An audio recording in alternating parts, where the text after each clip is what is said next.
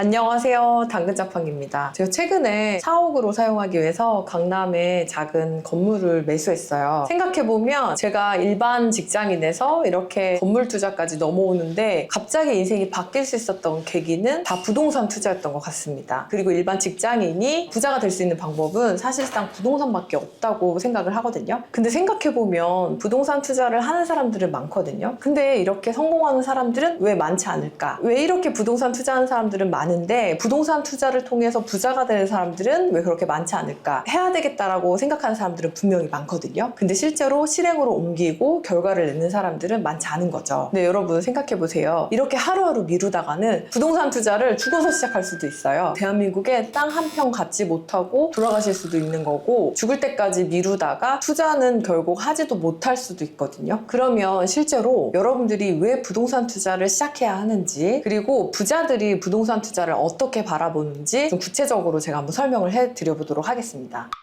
되게 신기하게도 대부분의 부자가 되신 분들 또는 부자가 부동산을 투자하는 루트는 일관되게 일치하는데요. 사업을 성공하신 분들은 사업으로 돈을 벌고 사옥을 짓기 위해서 부동산을 또 매입을 하십니다. 실제로 주요 위치에 대기업의 사옥들이 있는 걸 보시면 아시다시피 대부분의 사업적 성공을 이루면 그 다음에 하는 게 사옥을 매입하는 거죠. 그리고 사업뿐만 아니라 주식이나 코인 투자를 통해 가지고 돈을 많이 버신 분들도 일정 소득을 넘어서기 시작하면 그 돈을 다시 부동산에 투자를 하십니다. 근데 왜 이런 걸까요? 이유는 사실 진짜 간단해요. 진짜 부자들은 돈의 가치를 이해하고 부동산에 투자하기 때문에 그래요. 실제로 여러분, 우리 월급은 물가 상승분을 따라갈 수 없죠. 이걸 고급스러운 단어로 인플레이션이라고 하죠. 인플레이션을 쉽게 얘기하면 화폐 가치가 떨어진다라고 하잖아요. 여러분들이 5년 전, 4년 전 받던 월급이 2배, 3배, 4배가 올라가지 않았지만 우리가 살고 있던 집 또는 건물은 그 사이에 2배, 3배, 4배가 올라갔죠. 이것처럼 내가 벌고 있는 돈이 다른 가치를 따라가지 못한다. 이게 바로 인플레이션입니다. 생각해보면 5년 전에 국밥 한 그릇이 5,000원, 6,000원대였잖아요. 근데 지금 벌써 이제 2배가 올라갔거든요. 생각해보면 5년 전에 여러분들 월급과 지금 2배가 올라가지 않았지만 물가는 이렇게 빠르게 올라간 거예요. 다시 얘기하면 여러분들의 월급은 절대로 부동산의 가치를 따라갈 수가 없다. 그래서 월급만 받고 있는 사람들은 월급을 통해서 절대 부자가 될 수 없다라는 결론이 나옵니다. 대부분의 부자들은 이 개념을 좀 정확하게 이해하고 있기 때문에 지금 내가 갖고 있는 100억은 5년 뒤, 10년 뒤에 100억의 가치를 못할 것이라는 걸 알기 때문에 부동산에 투자를 해서 그 가치가 올라가는 걸 따라가게 만드는 거죠. 화폐 가치가 떨어지고 부동산 가치가 올라갈 때 내 돈을 부동산에 투자함으로써 화폐 가치가 떨어지는 것을 막는 거죠. 여기까지 들으신 분들 중에서는 돈의 원리를 이해하신 분들은 아마 눈치를 채셨을 건데요.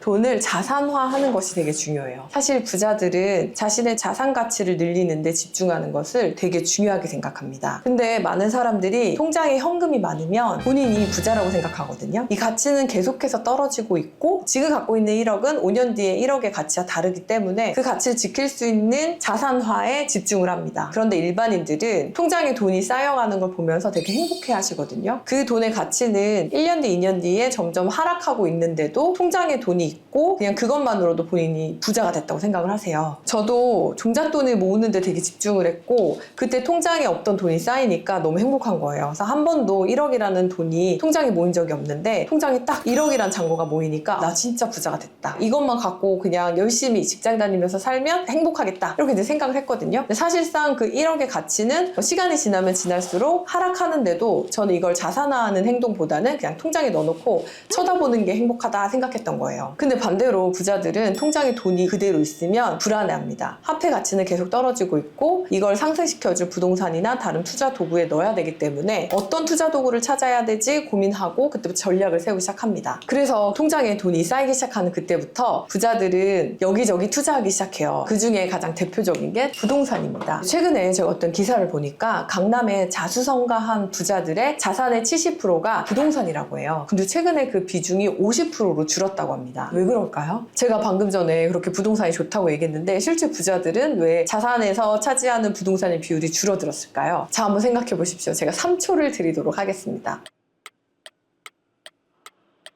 생각하셨나요? 정답은 부동산 투자에도 사이클이라는 게 존재하잖아요. 부자들은 우리가 열심히 돈 벌고 모으고 저축하고 있을 때 이 가장 낮은 지점에 사서 바로 이 지점에 판 거예요. 근데 이제 판매를 하고 이렇게 떨어지는 지금 이제 자산 비중이 좀 떨어졌다라고 얘기하는 거죠. 왜냐하면 지금 여러분들도 아시다시피 부동산이 한참 많이 상승을 했다, 좀 하락하고 조정장에 들어갔잖아요. 그러면서 가치가 좀 떨어졌을 때 많이 매도를 하면서 현재 부동산 보유 비율을 줄인 거죠. 근데 왜 다 정리 안 했을까요? 다 팔고 다시 가장 저렴했을 때 사면 되는데. 자, 똘똘한 한 채라고 들어보셨죠? 가장 똘똘한 한 채는 남겨놨고 강남 가장 핵심 지역에 가지고 있는 물건은 판매하지 않고 계속 보유를 하고 있기 때문이에요. 그러면서 현금이 생기면 또 가장 낮은 시점에 매수를 시작합니다. 우리는 근데 어떻게 하죠? 약간 반대로 하죠. 사람들이 부동산 투자를 모르고 살다가 너도 나도 부동산 투자를 시작하고 사기 시작하면 다 같이 삽니다. 그리고 끝까지 계속 올라갈 거라고 생각을 하는데 어느 지점에 멈추고 떨어지기 시작하죠. 그러면 그때 높은 지점에 사서 낮은 지점에 이제 팔기 시작을 하죠. 그리고 역전세다. 나는 부동산 투자에 자질이 없나 보다 라고 생각을 하는데 실제로 부자들은 반대로 하는 거죠. 사람들이 사지 않는 시점에 사고 사람들이 팔지 않는 시점에 판매를 해서 자산 가치를 이제 늘려가는 행동을 하는데 지금 꼭대기까지 올라갔던 부동산이 조정과 하락을 통해서 가격이 많이 떨어져 있잖아요. 그래서 지금 강남이나 주요 입지에 매매 건수가 많이 늘어난 이유 중에 하나도 현금을 보유하고 있던 부자들이 하락 지점이라고 인지하고 이제 부동산 매수를 시작하는 거죠. 그러나 부동산은 끊임없이 올라가거든요. 그럼 제가 여기서 하나 질문을 해보도록 하겠습니다. 부자들은 아까 어디서 산다 그랬죠? 자, 여기에서 산다 그랬죠? 자, 우리는 어디서 사죠? 제가 올라가고 있을 때 이때쯤에 산다 그랬죠? 속된 말로 그렇기 때문에 많은 분들이 물리고 역전세를 맞는 거예요. 이 관점으로 보면 사실상 맞습니다. 근데 이걸 보면 무조건 먼저 사는 게 중요하구나 생각하실 거예요. 부자들은 이때 먼저 사니까. 근데 사실상 그 시간을 늘어뜨려서 끝까지 다 가보면 이때 사도 보유만 계속 했다 그러면 결국 부동산은 우상향하기 때문에 일정 기간이 지나면 성공한 투자가 됩니다. 근데 재밌는 게 뭐냐면 이 아래도 당연히 사이클이 있었겠죠. 이 시점보다 10년 전에 산 사람들이 있다면 이 사람은 10년 전에 산 사람보다 늦게 산 사람이에요. 그럼 결국 더 빨리 산 사람이 장땡이 되는 거예요. 근데 재밌는 거는 지금 여러분들이 아무리 이 지점에 샀다고 하더라도 10년 뒤에 여기쯤에 계시는 분이 이때를 보면 아, 빨리 샀다. 그게 바로 이 지점에 산 사람보다 이 사람이 먼저 샀는데 아, 참 부럽다. 나도 먼저 살 걸 생각하는 것과 같아요. 우리가 항상 하는 얘기 중에 하나가 10년 전으로 가시면 뭘 하실 거예요? 라고 물어보면 비트코인 얘기를 많이 하시거든요. 근데 비트코인 생각해보면 우리가 10년 뒤에 이렇게 높아질 거라고 생각도 못 했잖아요. 그러니까 먼저 사는 사람이 장땡인데 부동산도 약간 같은 개념으로 먼저 사서 보유를 통하면 반드시 올라가는 부분이 있고 먼저 투자하지 못해서 놓친 기회가 있다 그러면 그 기회를 아쉬워하지 말고 지금이라도 투자하는 것을 선택하셔야 된다. 이 얘기를 드려요. 근데 제가 여기서 또 투기를 조장하는 거냐 투자를 하라고 종용하는 거냐 이런 얘기를 하실 분들이 계셔서 말씀을 드리면 저는 절대로 무지성으로 공부하지 않고 무턱대고 따라 사는 것은 투기라고 얘기해요. 그래서 충분히 공부하시고 무지성이 아닌 본인의 판단과 선택과 분석에 의해서 투자해야 된다고 말씀드립니다. 안 그러면 오래 보유할 수도 없고 그리고 잘못 산 부동산 때문에 어려움을 더 많이 겪게 되죠. 결론적으로 이야기하면 투자는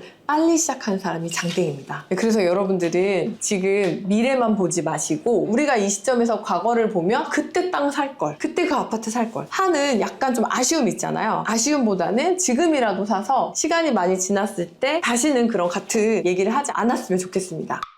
근데 이렇게 해서 부동산 투자를 시작하시게 되면 제가 살짝 걱정이 돼서 한 가지 더 말씀을 드릴게요. 세상은 그렇게 따뜻하고 친절하지 않습니다. 결국 다 내 발로 뛰어야 됩니다. 제가 강의를 하면서 느끼는 건데 생각보다 누군가 와서 나한테 이거를 떠서 먹여줬으면 좋겠다라고 생각하시는 분들이 많더라고요. 솔직히 우린 다 편하고 쉬운 걸 좋아하기 때문에 어쩔 수 없다라고 생각을 하지만 무작정 남의 말만 듣고 투자를 하다 보면은 결국 두 가지 상황이 발생을 합니다. 첫 번째, 사기를 당합니다. 정말 돈을 떼이거나 아니면 싼 거를 비싸게 매수하는 일이 발생하게 되죠. 두 번째는 경매에 넘어갈 수 있습니다. 이게 무슨 말인지 아세요? 불과 2, 3년 전만 해도 대한민국에서 부동산이 없으면 잘못 산 인생이다 뭐 이런 거 있었잖아요. 그러다 보니까 어느 날 갑자기 벼락거지가 되지 않기 위해서 투자를 시작했다 부터 해서 뭐 영끌 이런 이야기가 나올 정도로 갑작스럽게 무지성으로 투자를 하시는 분들이 늘어나기 시작했어요. 근데 결국 감당할 수 없는 부동산을 무리하게 매수하게 매수하게 되니까 이렇게 경매를 통해서 매각되는 사례가 발생하기 시작했습니다. 저는 그래서 이렇게 무지성으로 본인의 판단이 아닌 누군가의 이야기만 듣고 투자하는 것은 절대 금지라고 이야기합니다. 부자들은 실제로 자신의 노하우를 그렇게 쉽게 알려주지 않고 알려주는 걸 상당히 꺼려해요. 그렇기 때문에 여러분들이 부자가 되고 싶다면 스스로 공부하고 정보를 얻는 게 상당히 중요합니다.